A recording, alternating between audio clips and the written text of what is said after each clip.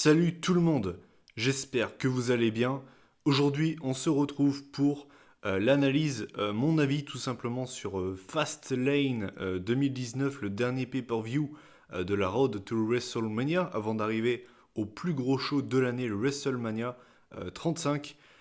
Donc, on va pas perdre de temps, on va commencer directement par la présentation du pay-per-view. Donc, Fastlane 2019 se tenait forcément le 10 mars 2019, c'était à Cleveland, Ohio, donc le hometown du Miz.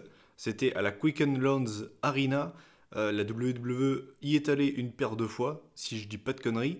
Et le thème musical de ce pay-per-view, c'était Teach Me How to Fight, apprends-moi à me battre, de Yonaka. Le pré-show maintenant, alors le pré-show je vais vraiment pas m'y attarder, tout simplement car je n'ai pas regardé. Le pré-show, j'ai même failli louper le début du show, hein, puisque je suis arrivé devant mon PC vers, allez, minuit moins 10, minuit moins le quart, et j'ai appris que le show commence à minuit, donc très étonné, parce que d'habitude ça commence à 1 heure. Il doit y avoir un décalage horaire aux États-Unis une semaine avant nous, donc ça doit être pour ça. Du coup, le New Day a battu Rusev et Shinsuke Nakamura. J'ai rien à dire dessus. Rusev et Nakamura, je vais pas vous mentir que ça pue un peu pour eux. Je pense qu'on les verra à WrestleMania dans la Andre the Giant Memorial Battle Royale. Et Xavier Woods et Biggie seront, je pense, là pour soutenir Kofi Kingston dans le match contre Daniel Bryan. L'opener de la soirée, c'était quoi? Bah, c'était pour les titres par équipe de SmackDown, donc les Usos, contre Shane McMahon et Le Miz dans un match de 14 minutes. J'ai trouvé que le match était plutôt sympa pour lancer le pay-per-view. Je n'ai pas trouvé que c'était une mauvaise décision de commencer le pay-per-view là-dessus. Le match en lui-même était bon. Voilà, pour moi c'était un bon petit match par équipe. Ce sera pas le meilleur match par équipe cette année, hein, faut pas déconner non plus. Mais c'était un match qui a rempli son job, qui était pas dégueulasse. Ce qui m'a fait rire à un moment donné, c'est qu'on avait Shane qui voulait faire un cost to cost sur l'un des Usos. Et donc son frère monte sur la troisième corde en lui disant attention Shane, si tu sautes, moi je saute aussi. Et à ce moment-là, je me suis dit, mais en fait, si t'es un minimum intelligent, t'as juste à tirer ton frère hors du ring, comme ça tu mets pas ta vie en danger et tu mets pas celle de ton frère non plus. Apparemment, voilà, hein, quand tu fais du sport, des fois, t'as pas ton esprit qui est super clair. Je pense que c'est pour ça, hein. Donc, du coup, il s'est un petit peu sacrifié pour rien. Il s'est pris un cost to cost. Enfin, du coup, c'était plus une sorte de missile dropkick à la volée. C'était plutôt cool. Mais finalement, malgré la prise de risque de Shane, eh bien, ça ne suffira pas. Puisqu'en fait, à un moment donné, on a le Miz qui prenait le dessus sur son adversaire. Et on avait son père qui était au premier rang qui lui dit ouais, vas-y, monte sur la troisième corde, vas-y, saute mon fils, je suis fier de toi. Et en fait, ben, la morale de l'histoire, c'est qu'il faut pas écouter le père du Miz parce qu'il donne pas des très bons conseils. Donc le Miz saute, et en fait, on a le Uso qui met ses genoux, donc forcément, aïe aïe, ça fait mal. Et derrière, en fait, bah, le Uso, désolé, je dis toujours le Uso parce que je n'arrive pas à les différencier. Et donc en fait, il fait le tomber, le roll-up, 1, 2, 3. Victoire des Usos, qui reste champion par équipe. C'était mon pronostic et je pense que c'est ce qui allait se passer. Donc c'est pas surprenant. Le match en lui-même était pas mauvais, j'ai mis 7 sur 10. Et ce qui s'est passé ensuite était très surprenant, puisque depuis des semaines, je vous le dis, pour moi, on aura un Miz Shane McMahon à WrestleMania. Ça fait des semaines que je vous dis que le Miz va tourner sur Shane et tout le machin. Ben, j'y étais presque en fait. J'y étais presque puisque en fait c'est Shane McMahon, le best in the world, qui turn. Et oui, donc très surprenant, je vais pas vous mentir que j'étais très surpris pour le coup. Donc en fait il attaque le Miz devant son père, il a même chopé le père du Miz par la joue en le dégageant ensuite sur sa chaise. Donc voilà, Shane McMahon turn heel, c'est très surprenant. Never trust a McMahon. Mais ouais, surprenant. Après, je vais pas vous mentir que ce soit l'un ou l'autre qui turn heel, c'est pas un match que j'ai absolument envie de voir. C'est pas une rivalité qui va m'intéresser des masses, hein, je vais pas vous mentir. Mais bon, bref, on va bien devoir faire avec. Mais au moins, bravo la WWE pour une fois. Ils ont tenté quelque chose de couillu. Je pense que tout le monde s'attendait à ce que ce soit le Miz qui redevienne heel et au final, bah non. Donc, bah pour ça, bravo la WWE. Ensuite, on avait le titre féminin de SmackDown qui était défendu. Donc c'est Asuka qui est la championne contre Mandy Rose. Le match a duré 7 minutes. Et je vais vraiment pas m'y attarder très longtemps. C'était l'un des pires matchs du pay-per-view. C'était vraiment pas terrible. Et c'est dommage honnêtement parce que je m'attendais à un match plutôt sympa. Et en fait, ben pas du tout. On va dire ce qui a fait tourner le match en la défaveur de Mandy Rose, c'est que Sonya Deville, qui était aux abords du ring pour accompagner sa pote, en fait a été chercher sous le ring un kendo stick. Donc en fait, elle a mal remis le tablier du ring et à un moment donné, en fait, on a Mandy Rose qui a glissé dessus et derrière Asuka en a profité avec une sorte de black mass, un coup de pied retourné, mais alors d'une violence, elle nous a fait une zlatanade. Du coup, Mandy Rose, elle était en train de voir des éléphants qui tournaient au-dessus d'elle. Du coup, voilà, victoire de Asuka, qui reste championne de SmackDown. Là aussi, pas vraiment de surprise. La fin, je vais pas vous mentir que je l'ai vraiment pas trouvé terrible. Vraiment pas fan de la fin. Et le match en lui-même était vraiment pas terrible. On a vu un début de friction entre Mandy Rose et Sonya Deville. Donc, sûrement la fin de l'alliance pour les deux femmes. J'ai mis 4 sur 10, pour moi c'est l'un des moins bons matchs de ce pay-per-view. Ensuite on avait un match qui était absolument pas prévu. À la base on a Kofi Kingston qui est arrivé, puisqu'en fait le New Day a fait le forcing pour que Kofi Kingston soit rajouté dans le match pour le WWE Championship, et en fait Vince a accepté. Il a dit voilà, t'es dans le Triple Threat et tout le machin. Donc Kofi Kingston il arrive juste derrière, donc il est super content, il est motivé, il est remonté à bloc. Et en fait, bah pas du tout. On a en fait un prank de Vince McMahon. Vince McMahon qui a dû être inspiré par tous les pranks qu'il a pu voir sur YouTube. Et en fait, bah, c'est pas un triple threat. Nana. Par contre, Kofi, t'as bien un match. C'est un match handicap, un contre 2, contre The Bar. À ce moment-là, j'étais là, je me disais, mais c'est vraiment nul. Enfin, à ce moment-là, je me suis dit, j'espère vraiment qu'ils vont pas faire du forcing et du too much comme ils ont fait avec Becky Lynch et tout le machin pour Kofi Kingston. Donc deux barres contre Kofi Kingston, bah forcément c'est deux barres qui s'est imposé dans un match qui a duré 5 minutes. Kofi s'est défendu comme il a pu, mais forcément à 2 contre 1 contre l'une des meilleures équipes de la WWE de ces 3 dernières années, bah ça suffit pas. Donc voilà, victoire de deux barres qui bat Kofi Kingston. Le match en lui-même était franchement pas terrible et m'intéressait pas beaucoup, je vais pas vous mentir. Donc j'ai mis la note de 3 sur 10. Ensuite, là c'était les montagnes russes, hein, parce qu'on a enchaîné avec les titres par équipe de Raw qui étaient défendus. Donc, Triple Threat Match, on avait les Revival, les champions, contre Aleister Black et Ricochet, contre Bobby Roode et Chad Gable, dans un match de 11 minutes. Pour moi, c'est l'un des meilleurs matchs de la soirée, c'était vraiment très plaisant. Il y avait un très bon rythme. C'est le genre de match où t'as pas le temps d'aller chercher un truc. C'est-à-dire, ah putain, j'ai envie de me chercher un Kit Kat, bah t'as pas le temps. T'as pas le temps parce que ça va à 2000 à l'heure. Y a pas de pause et c'est ça qui est cool. Il y avait un très bon rythme. Le seul botch vraiment grossier qu'il ait pu avoir, c'est limite le spot final avec tous les catcheurs et Ricochet qui fait un ciseau de tête à Scott Dawson qui au final retombe assez mal. C'est dommage, honnêtement c'est dommage. Mais sinon, à part ça, c'était vraiment un match très plaisant. Victoire en plus de ça du Revival avec le Shatter Machine sur Chad Gable. Le Revival conserve les ceintures par équipe. Voilà, c'est un résultat qui me va parfaitement. Le match était vraiment très cool. Il n'y a rien à dire. Le seul problème, c'est le petit botch qu'il y a eu. Mais sinon, à part ça, rien à dire. Bravo messieurs, c'était vraiment très fun, très divertissant. Donc pour la note, eh bien, j'ai mis un 8 sur 10. Ensuite, on a enchaîné là aussi un match vraiment très fun. C'était pour le titre US. Là aussi, ce match à la base n'était pas prévu. À la base, on devait seulement avoir Andrade contre Mysterio dans le pré-show.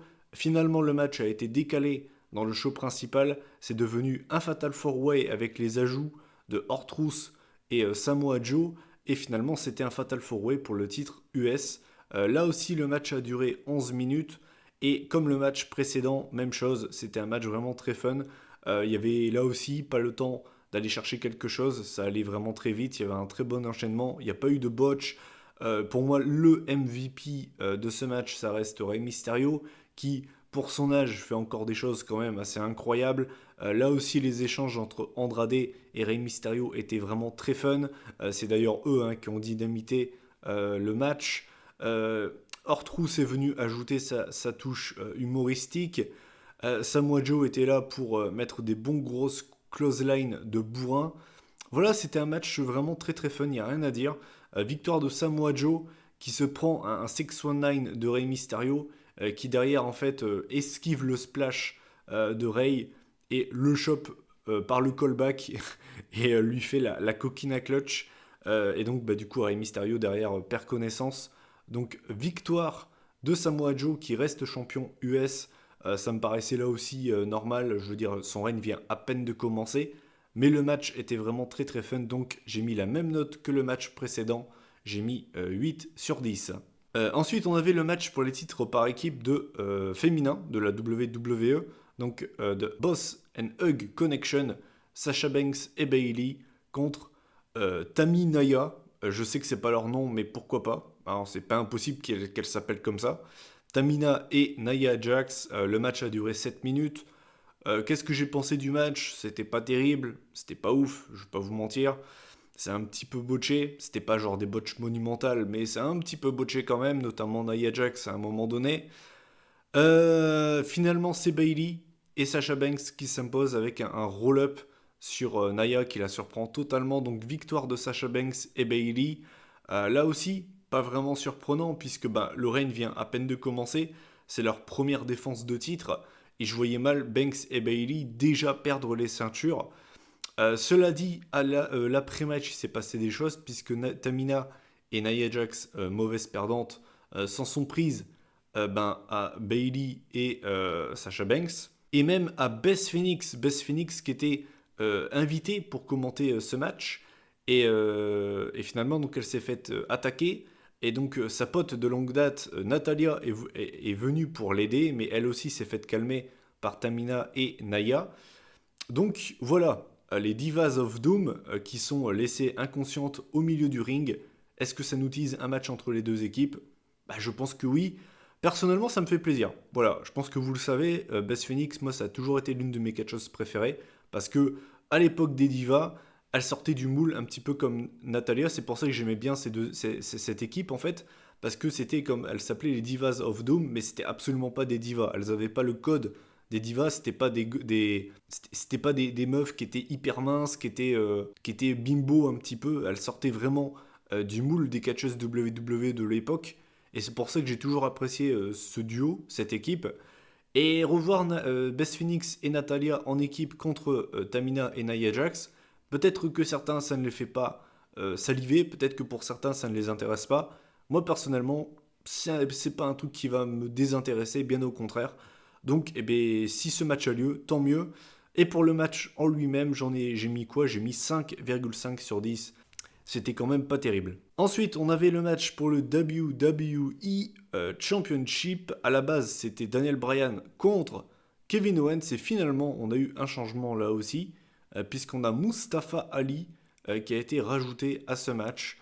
Assez étonnant. Moi, ça m'a fait plaisir, perso, parce que ça faisait un moment qu'on l'avait pas vu.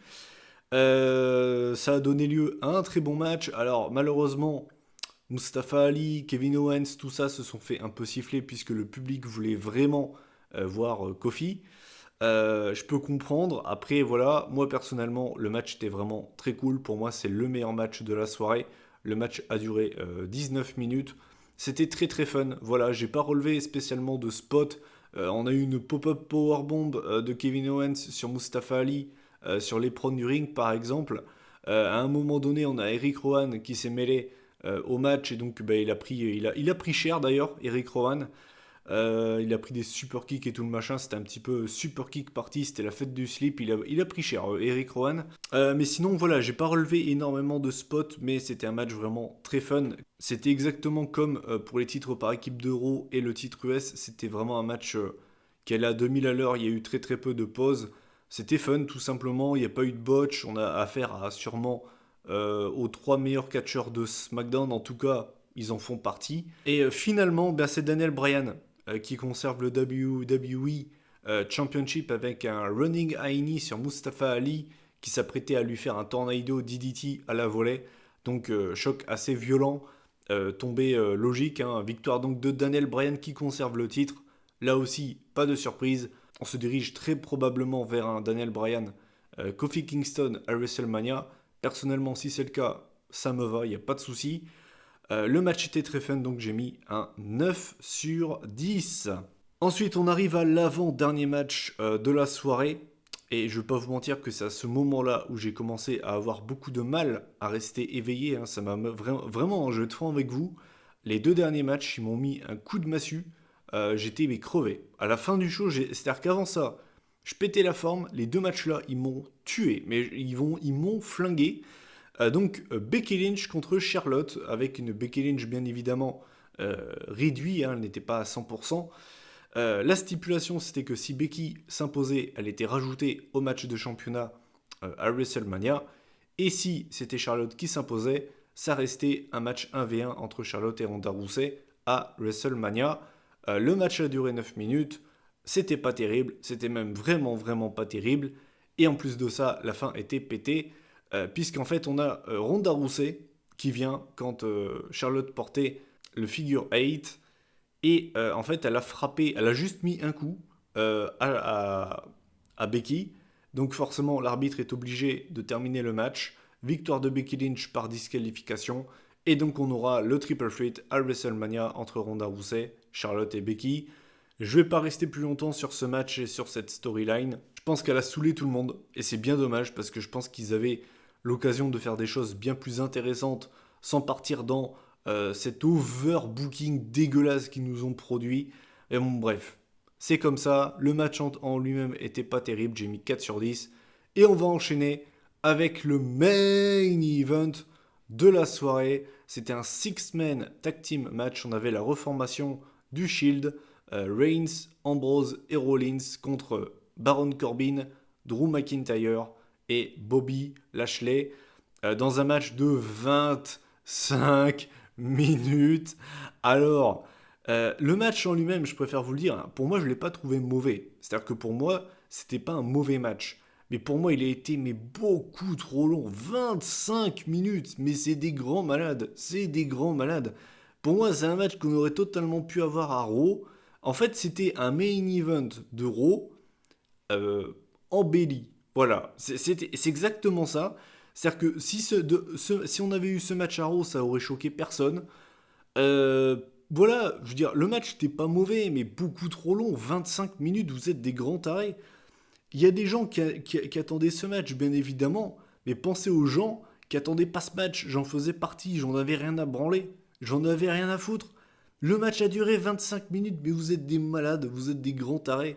Alors on a eu la totale, on a eu à un moment donné, ils ont carrément été dans le public au niveau du panel du pré-show avec la table et tout le machin. On a eu un saut de Rollins, un petit peu comme contre l'évolution du haut des gradins. On a eu la totale. On a eu la totale, voilà. De toute façon, on va directement passer au résultat parce que j'ai pas envie de rester longtemps sur ce match. Bien évidemment, c'est le Shield qui s'impose. Quelle surprise, sans déconner. Qui ne le savait pas. On a eu la triple powerbomb sur McIntyre sur la table des commentateurs et la triple powerbomb sur Baron Corbin. Et voilà, c'est terminé. C'était la dernière reformation du Shield. Hein. Bien évidemment, je dis ça, mais peut-être qu'Ambrose ne re-signera pas. Si vous voulez mon avis, je pense que Reigns va le motiver et le convaincre de re-signer. Ça reste mon avis. Mais tout ça pour dire que, voilà, c'était pas mauvais, mais qu'est-ce que c'était long. Qu'est-ce que c'était long. Du coup, j'ai mis 7 sur 10.